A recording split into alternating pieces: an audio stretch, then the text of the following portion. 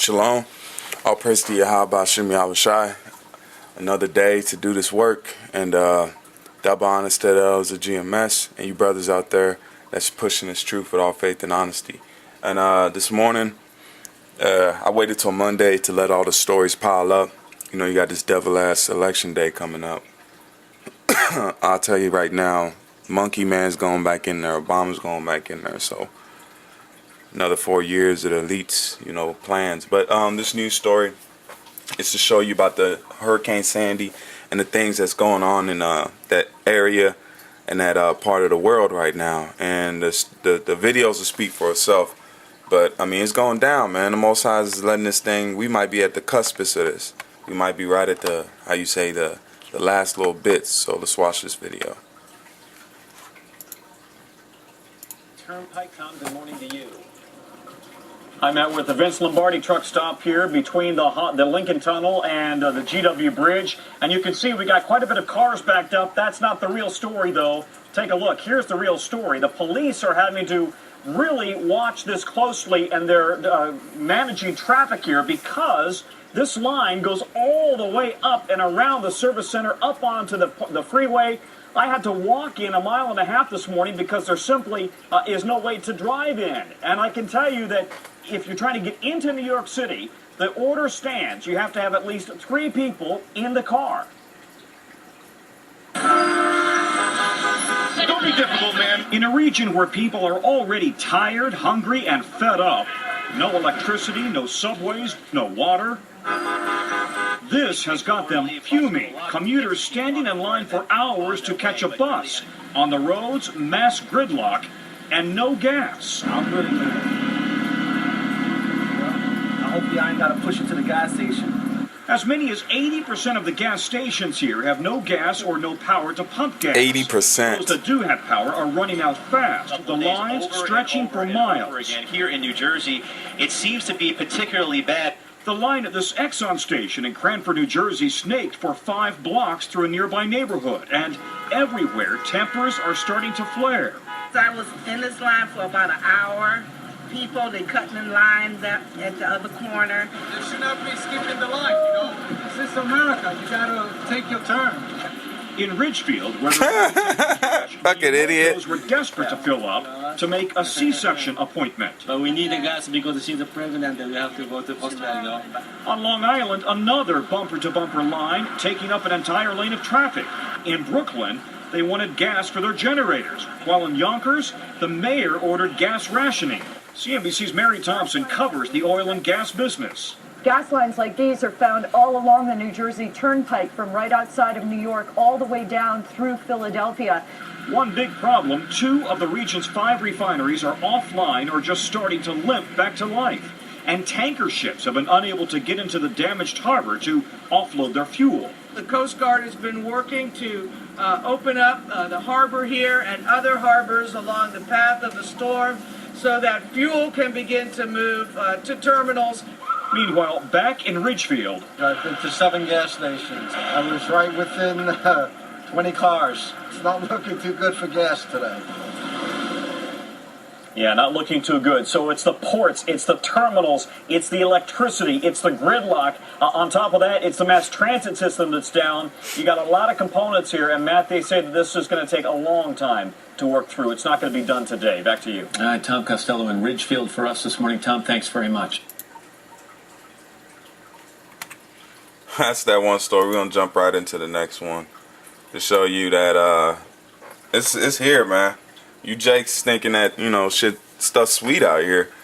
The Most High is only he's only messing with the elect, okay, the 144,000 has a few words and the for 1/3, okay. It's a legitimate race. Salakia. The female body has ways to try to shut that whole thing He down. exit out of that, okay. And the Most High's putting hell on people now, man. And like he said, we gonna eat in these days. I'll get into all the scriptures here in a minute, but you people that wanted to fan your hand at it, look at it now. Who finally was allowed to cross the bridge into Seaside Heights. And Nora, what was your reaction when you saw the damage in Seaside Heights firsthand? Well, Jim, I know this area well. I have friends and family nearby, and the destruction on the beach and boardwalk, particularly the amusement piers, is stunning. Now, police here are saying that at least 3 or 4 people in Seaside Heights are still unaccounted for, and they are searching for them now. Yeah, well, a lot of people that I know stay there, and their houses are not there, and you can't get in touch with them. The possibility that there's a loss of life is why police on this barrier island are going door to door to check for survivors and remove any pets. When the animals die, they show off a stench that makes us think there's a body there. It helps us not think we have a body in that building and we don't have to break in. Seaside Heights is under martial law as officials survey the damage, You hear that? including 2 amusement piers that were just Under martial law, man. So this devil's he's coming in slow. Okay, we're not ignorant of his devices. We know that he probably had this storm come in the coastline to do this around this time. All right, none just happens like this. You know, through the power of Yahweh Shem Yahweh Shai, he made this happen. Okay, at the end of it, he made this happen. destroyed. Look at this. We're surrounded with the rides that used to make up the Funtown Pier. They have all literally collapsed, and with them the memories of generations of families who would come here to Seaside Heights in the summer for fun. This is the way I make my living, and a lot of other people make their livings. So yeah, they'll be back. Homeowners who can only see the island from aerial shots so far are desperate to get home and see what's left. We have no idea. We're the only part of the And those are well houses, man. Those houses were pretty nice. So the Most High's putting hell on these devils that think, you know, got their seaside property, man. That serves them right. I feel no sorry for them. We live on an island, and you've got a choke point here to keep us from getting to the island. Everybody else can find out whether they have a house or not. I don't care about buildings. I don't care about anything but lives. You can always rebuild a house. This hurricane is Tom's River's Katrina. It's absolutely devastating. Back live with one of the many boats that are lost. Of course, homeowners want to get back in, but officials say that there are still gas leaks and 6 feet of sand on some parts of the island. And Mayor Kelleher says many people, when they get back, including those in Ortley Beach, won't have a home once they get there. Live in Tom's River, I'm Nora Mushanek, Channel 6 Action News. Thank you, Nora. Nora Mushanek. Well, that's it, man. And it's a beautiful time. The Most High's punishing this place and putting hell on this place, okay? There ain't nothing been good here for a long time, all right? So with that, I'm gonna say shalom, and I'm going to see you brothers in a minute. Shalom. And let's get right into this. The Most High's putting damage on these places through the elites, let's say that. You say if this was HAARP or if it was any kind of other weather manipulation device, however you may say. If you brothers have done research, or if you people watching have done research, the elites, they can control weather, okay? They can do different things, heat up the ionic atmosphere, and heat up the atmosphere out there to cause these different reactions to storms, either increase storms or direct them, okay?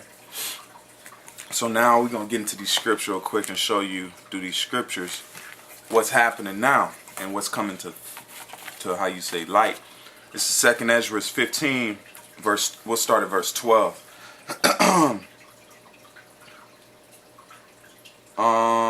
We'll start at verse 10. It says, "Behold my people." It says, "Behold my people is led as a flock to the slaughter. I will not suffer them now to dwell in the land of Egypt." Now this is pertaining to back then and also pertaining to today. Okay, because the modern day Israelites, you Negroes, Latinos, and Native Americans are in Egypt. You're in modern day Egypt today. That's why the American dollar has an Egyptian pyramid and the monuments of obelisks in Washington D.C. Okay, this is the modern day Egypt. What the Most High set up the Pharaoh and the Egyptians back then, which was Mizraim. Also, he's setting up the modern day Egyptians today, which is America and in Edomites. Okay. And it says, and this is how he's getting us out of here through taking them down, okay? Back then, the Pharaoh was forced to let us go. And it wasn't let us go. We were forced to go worship out in the desert for a certain period of time and to come back.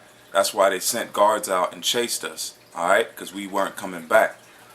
And it says, Behold, my people is led as a flock to the slaughter, and I will not suffer them now to dwell in the land of Egypt.